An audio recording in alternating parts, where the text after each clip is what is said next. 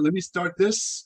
Thank you so much for coming on with me. I'm so privileged to have two real estate professionals on the panel today. One is a seasoned veteran with many years of experience and knowledge in the industry and is a published author. And the other one is a new real estate agent who's been killing it since he got his license. Nice job, Zach. Both in home sales and in social media. Welcome, Judy and Zach. Thank you so much for coming on. So why don't you guys go ahead and introduce yourselves and tell us a little bit about your market. Judy, why don't you go first? Oh, hi, I'm Judy Szablak. I work with Coldwell Banker in Westport, Connecticut. That's Fairfield County, which is about 45 minutes away from Manhattan. So everybody's heard of Manhattan, so we're pretty close to that.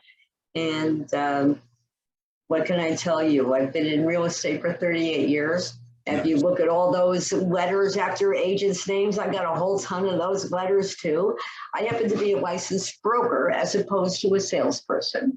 And a broker is someone who has been in business for a couple of years and takes an additional course. Also licensed in the state of New York. But I do that mainly for Westchester County. But my service area really is Fairfield County, and I'll go into a little bit in New Haven County.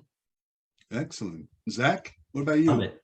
Yeah, so my name is Zach Petrocca. I'm located in the Hudson Valley region of New York with Coldwell Banker Village Green Realty. So we're just about 2.5 hours from New York City. I've been licensed for 1.5 years now, but I do have some experience in construction and flipping properties prior to getting licensed. And yeah, our market's a pretty big second home market. I'm originally from Long Island, so I always came up to visit the area and decided to make the full-time move about 6 years ago to the Hudson Valley area. Wow, excellent.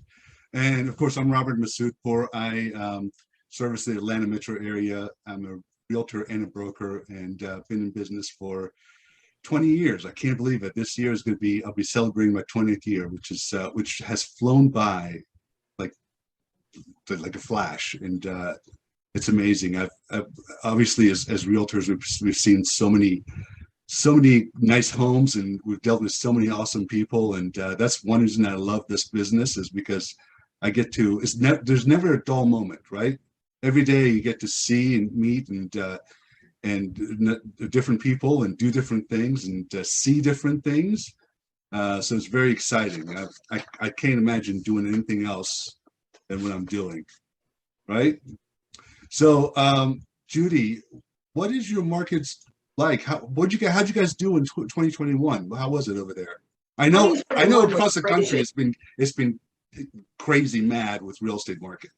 There's a lot of influx still from New York, and it's coming from Manhattan and Westchester County. And we still have it, although people are starting to move back to New York, which I find interesting. The fact of the matter is we still have very minimal inventory, and the prices are still going up and up. Westport, for example, is up 15.5% on average just over last year at this time. So how did you guys do in 2021? What do you have any idea of how the home sales were in your area 2021? They were stronger than 2020. 2022 looks really good. And here's what we think.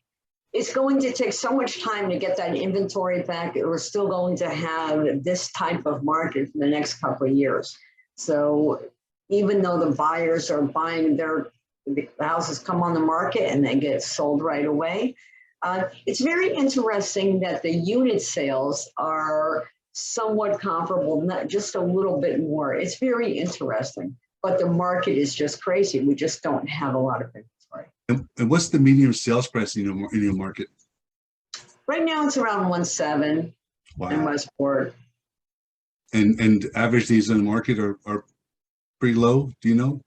Yeah, we generally run around 30, but here's the thing.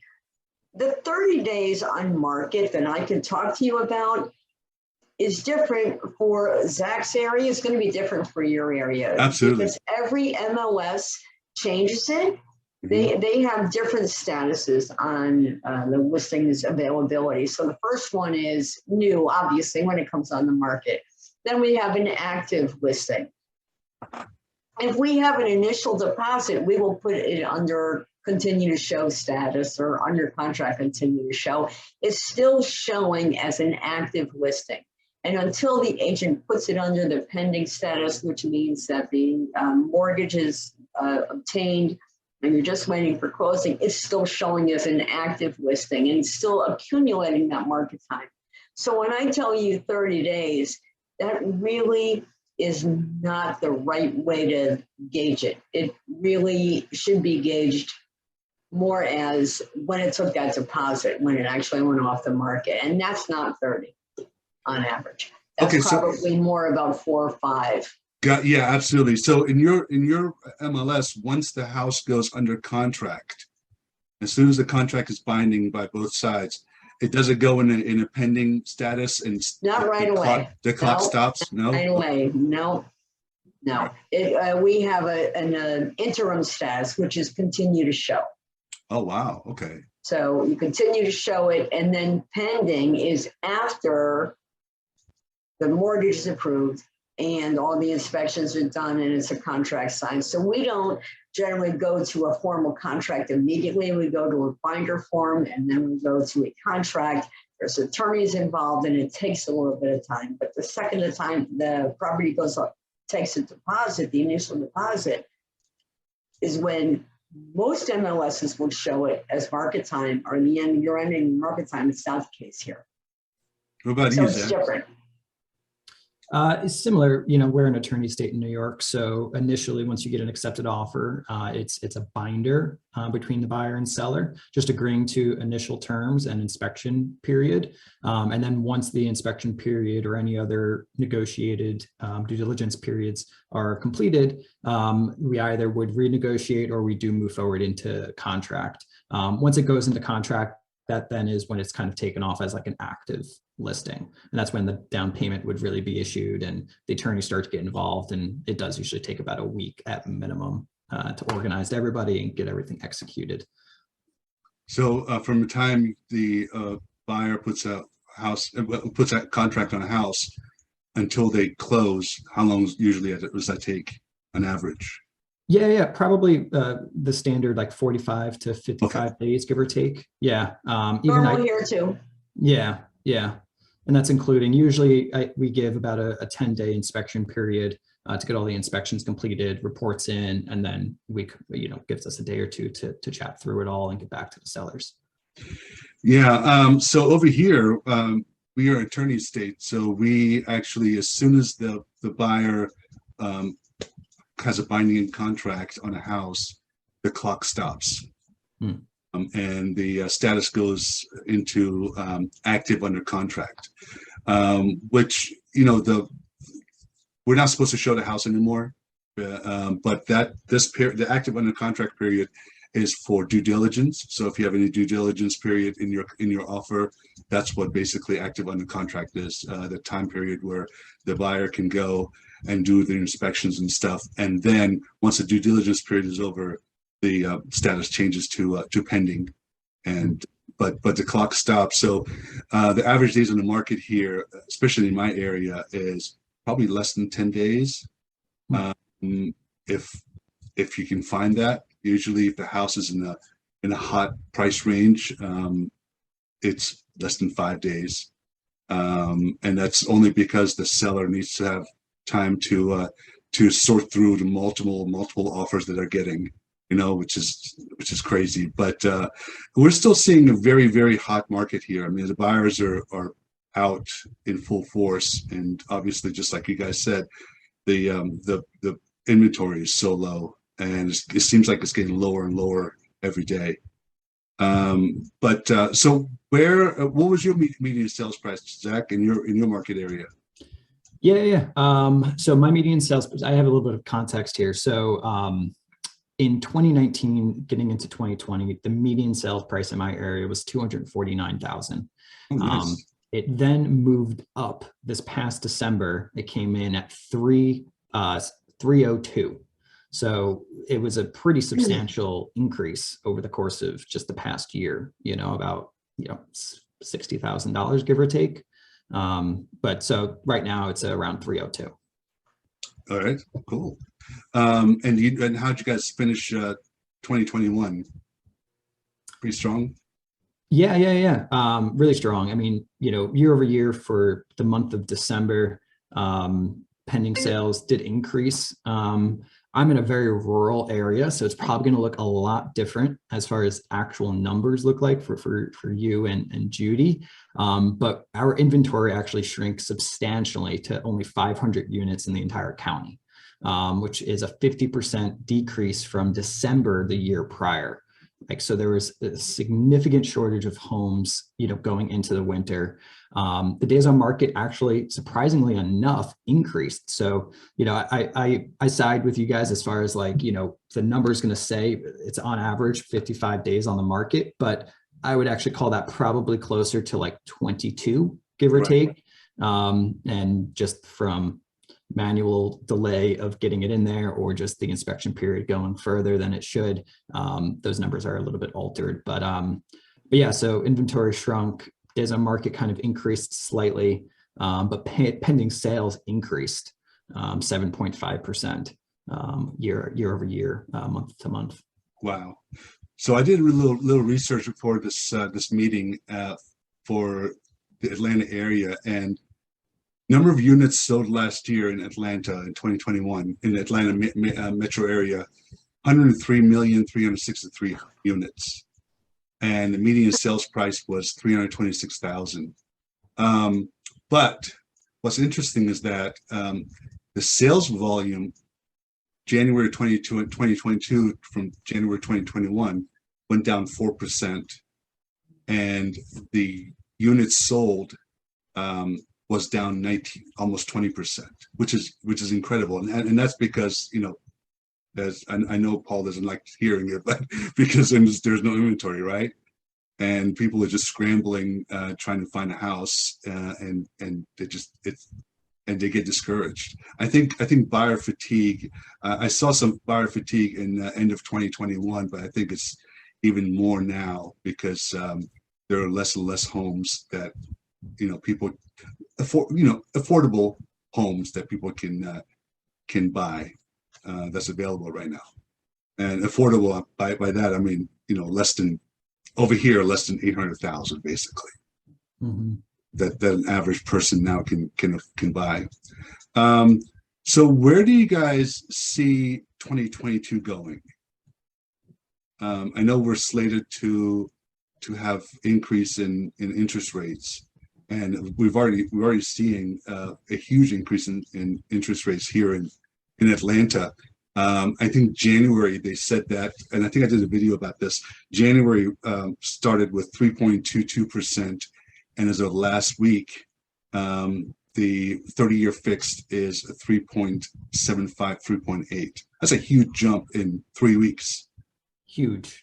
Guys, I'm sorry, Robert, but you're talking about 3.7, 3.8. I know. I started real estate. When I began in real estate, it was 15%. I know. We didn't have the financial calculators. There was no programs. We didn't have the financial calculators at that time. The local bank used to put out a book and tell you how much per thousand your mortgage payment was going to go, or how much it was going to be. So I remember I'm young and I talked to my boss and I'm like, hey, Jack, this mortgage book only goes from 10 to 20%. I said, whatever happens if it goes below 10%? And he said, oh, that'll never happen. Oh, come on, that'll never happen. Unfortunately. And then 1981 hit and it went up to 16%. It was getting 16%. You get a variable rate at 10%, you're all golden. I know. Right, and that's what I think I said that in my video. Even though the rates are going up, and they seem to be outrageous now, they're nothing compared to even in 2005, when average rate was 8%. I think in 2004, 2005. Okay. Yeah, it was still okay. But the 3.75 that we have now, and I think it's going to get a little higher because they're slating to increase it another two times. But that's still free money basically compared to 15, 20, 30, 40 years ago. I think it will affect Zach more than it'll affect me. Because Absolutely. listen, right now, there's 66 homes on the market in Westport, for example. You know, the average price is 4 million. However, there's a couple of outliers that are making it seem like it's that much higher, right? At 1.7, 1.8, $2 million, you know, 0.5% interest, you know, it may sound like it's going to be a big number there, but if you could afford that kind of a house, Oh, absolutely. Yes. you're not saying, okay, well, the interest rate just went up 0.5%, I can't do it. So, but for the price, like in Zach's range, right? Zach, how is that? What do you think, Zach? No, I agree with that. I agree with that. We're in a big second home market, and that's also changing a lot as far as the second home mortgage rates, how they're shifting a little bit come April 1st. So that's going to kind of shift some of the buyers, or at least, you know, increase their interest rates going into this year if they don't purchase anything before April 1st. The other thing too is, like, yes, I agree. Like I'm in a more affordable price range at like 300,000. And so a lot of people I've been working with lately have been also first-time home buyers. So they don't have that extra cash to just pull in. And, you know, as interest rates are increasing, for every 1% it increases, you lose 10% of your affordability. So those people that can currently, you know, afford a $300,000 house, once that rate hits 4%, or, you know, what it was just a month ago, and like you said, Robert, it's now 3.7, 3.8, they can now only afford a $270,000 house. True. But Absolutely. as I was just saying, like my numbers, the price has just increased 7.5% month over month. So, you know, that's going to kind of shift if homes are now kind of become more expensive, but affordability is dropping. People are not going to be able to afford the inventory that is available, or at least first-time home buyers in my market. I'm starting to see it's becoming more difficult. And I think you're right. I think the people that this is going to affect is the first-time home buyers. Absolutely, because their ability to afford their home and the monthly mortgage payments is going to diminish, right? Mm-hmm. But still, we're still talking about less than 4%. Yep. There's still a trickle effect in my market. So what happens, you know, people are trying to move into the area. They still have to be able to do that. And they've got to start somewhere. Right. Absolutely. That's true. So going back to my previous question, where do you think 2022 will take us in as far as real estate is concerned? Zach? Yeah. I mean, like looking ahead, I anticipate that many of the housing market trends of last year, 2021, is going to trickle into 2022, but I think it's just going to be at a more moderate level. So I still see strong buyer demand and inventory kind of being on the lower side. That's going to kind of persist throughout the year. I think home sales are projected to remain strong in my market, if not increase, just not at the rate that they were. And interest rates, like we were just discussing, I think that they are going to hit that 4% or just right around there. And I think affordability is going to become a little bit of a constraint, but people are still going to be buying homes rapidly this year. I think you're right. Judy?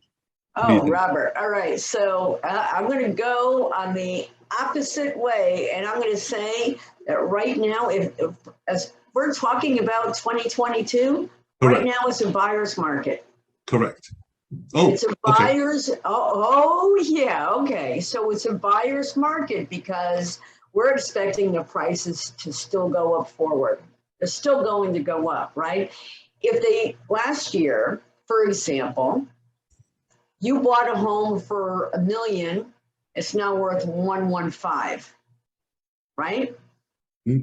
So the buyer earned all of that.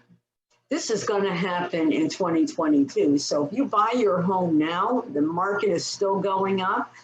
You're buying on that and you're getting built-in equity. So what you do is you're buying low. When you go to sell it next year, you're selling high. Buy low, sell high. The last time I heard that was a buyer's market.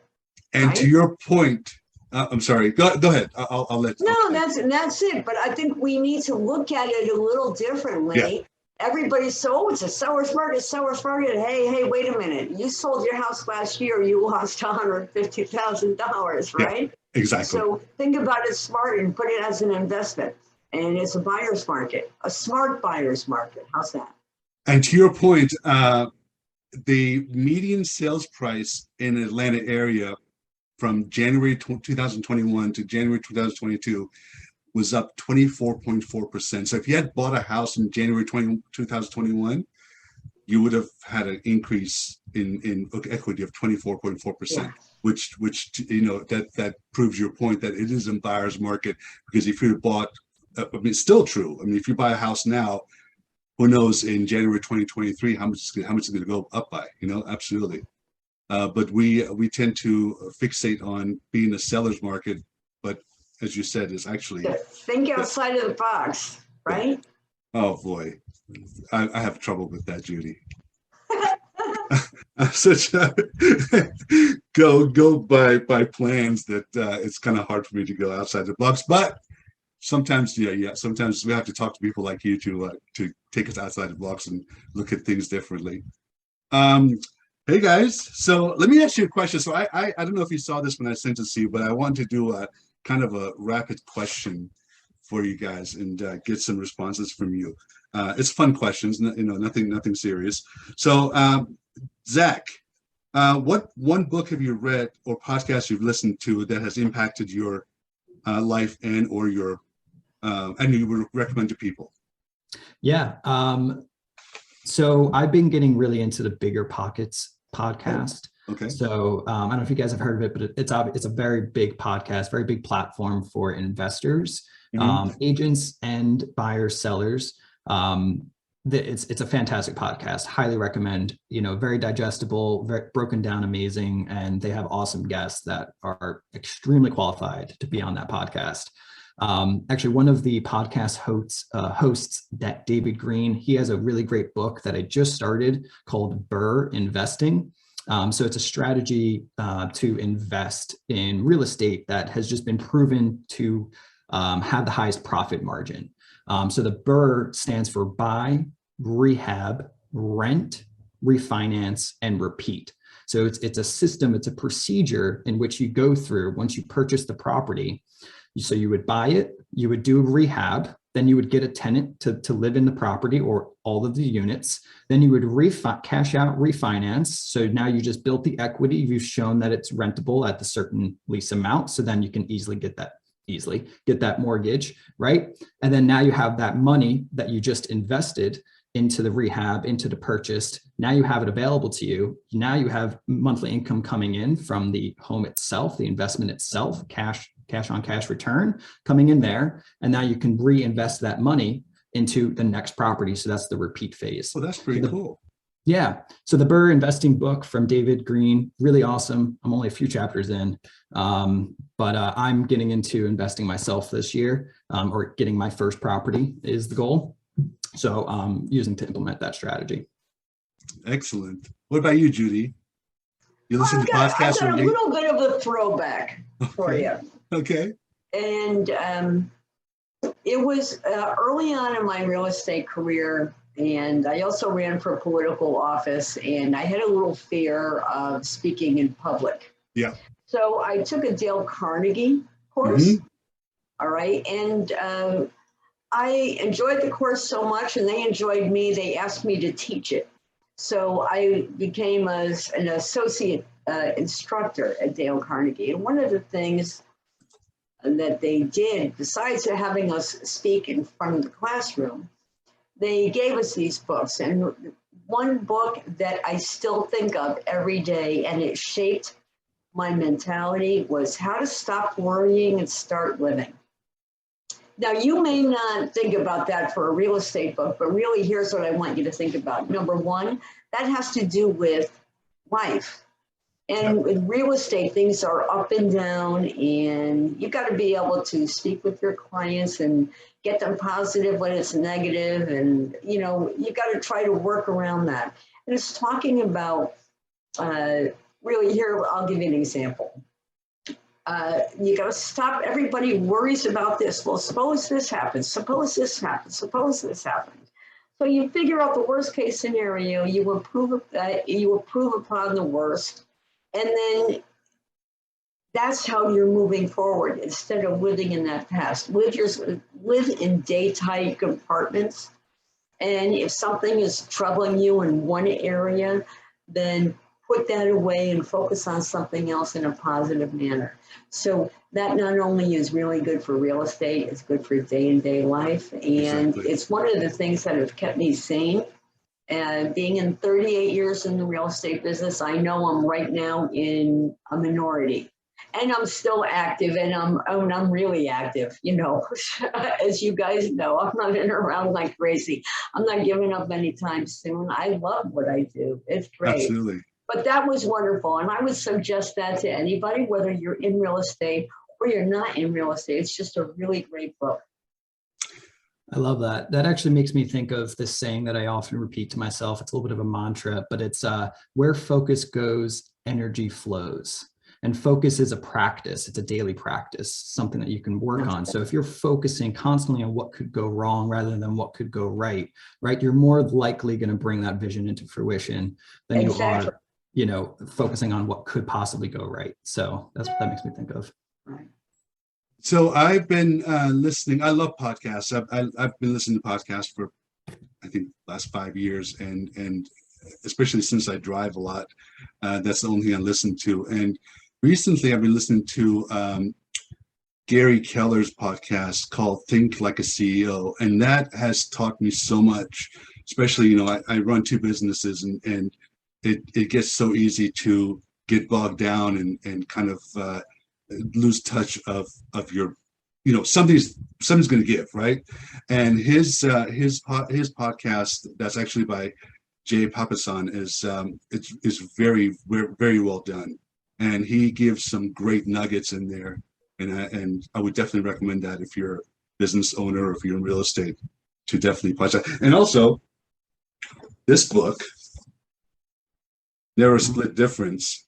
Dude, this book is absolutely awesome.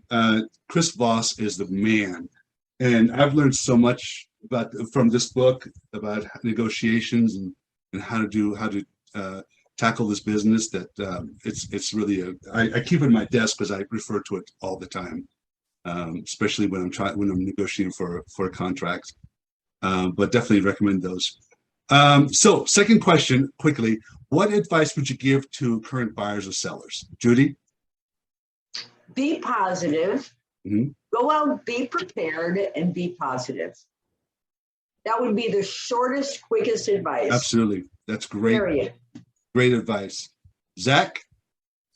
Yeah, I guess mine's kind of similar. I mean, you know, preparation that goes into it, I think, is so important.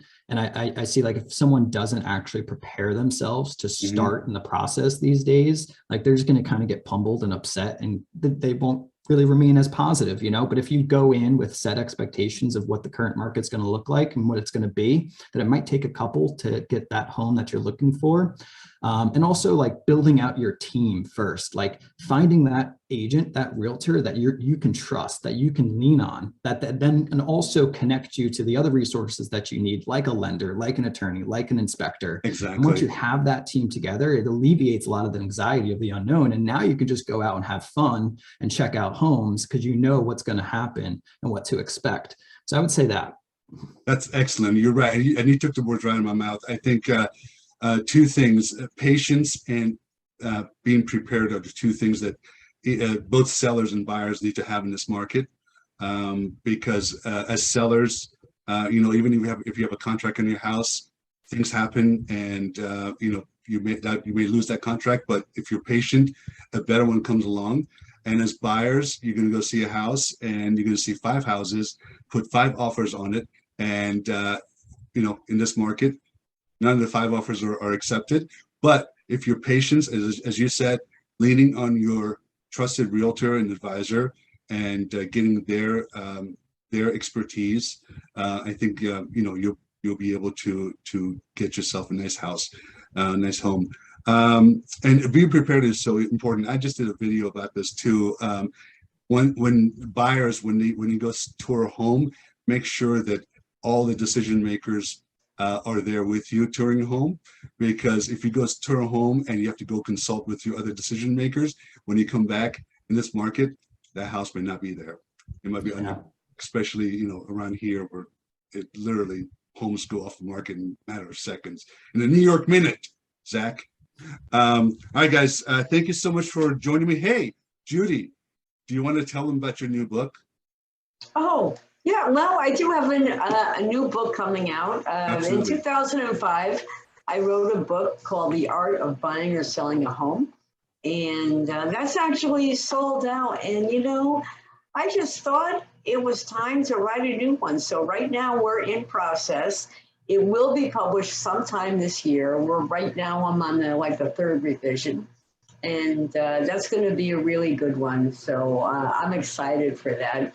And it's book number 2. Yay. And you don't have a title for it yet? I do, but I'm protecting that title Okay. until I got my ISBN number, and then I'll share it. There you go. All right. In our next interview, we'll make sure you have it. All right. Guys, thank you so much. Judy, how could people get a hold of you if they want a house and buy a home or sell a home in Connecticut or New York? Boy, well, I got a couple ways to get a hold of me. So first of all, I have a couple of websites, cthomesandrealestate.com. Okay. You can also find me at besthomesbyjudy.com, which is supplemental. If you wanted to look at my resume and just find out a little bit more about me, it's thepetitepowerhouse.com. But if you're going to email me, go ahead. That's probably way too much information. But if you're going to email me, it's Judy at bestagentsonline.com. Judy at bestagentsonline.com. And my number is 203-257-5892. Excellent. And you have the Petite Powerhouse on your license plate on your Maserati, don't you? Yes, I do. Yeah. That is really cool. Someday I want to be like Judy. Hey, Zach, what about you? People can find me on all the social media platforms like Instagram, Facebook, YouTube, TikTok, and it's just my name, Zach Petrocca, ZACKPETROCCA. You can also visit my website, zacharypetrocca.com. All my contact information is on my social media and my website. You can fill out a form there or just give me a call, shoot me a text or an email. And someday I want to be like you, Zach, in regards to social media. You are the bomb, man. You are absolutely the bomb. I'm really proud of you. That's awesome. And of course, you can get hold of me on Instagram, Masoudpour Real Estate, and on Facebook, same thing. Thank you so much, guys. I really, really, really appreciate you guys being on with me. This has been so enlightening, and it's so good to see you guys. And Thanks so much, Robert. you guys are so awesome. Thank you.